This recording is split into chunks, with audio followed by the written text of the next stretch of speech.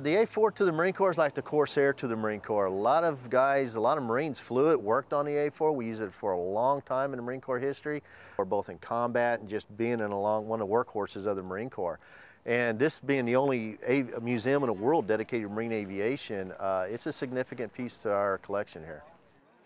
And this is an A4M. This is the last model built by Douglas. There's 2,960 built, and this is the last one. This is number 2,960.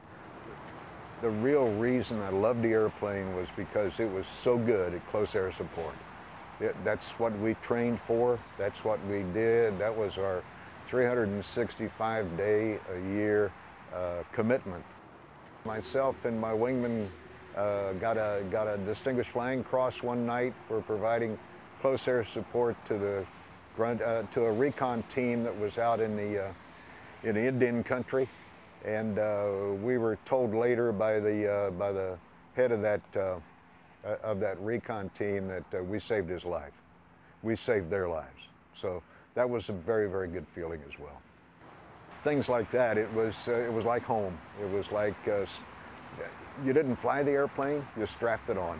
It was just so much like a sports car. Great airplane. I thoroughly enjoyed my 31 years of flying it. So they've been in service for over 50 years with different military air forces throughout the world. So they've got a lot of history. They were using the Falklands War, a lot during Vietnam. So they've got a lot of military history under their belt. The early models had some good engines, but they just weren't that fast. And as the avionics, as you put more avionics on them and more capabilities in it, you also start weighing the airframe down. So they started upgrading the engines, and they got the bigger, faster engines on them, more powerful engines. And this hump on the back of the airplane where it's blue right along here where it says Navy Marines, that's all avionics. Okay.